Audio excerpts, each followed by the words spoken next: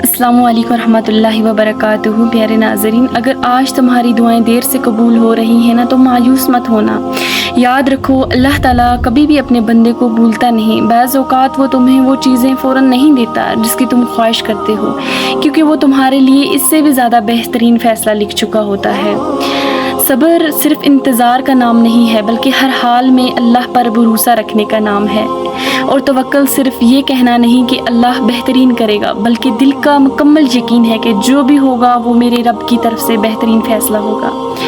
اس لیے اپنے دل کو شکایتوں سے نہیں، دعا سے بھر دو، اور اپنی آنکھوں کو آنسوں سے نہیں، امید سے روشن رکھو، کیونکہ جس رب نے تمہیں آج تک سنبھالا ہے وہ تمہیں آئندہ بھی کبھی اکیلا نہیں چھوڑے گا۔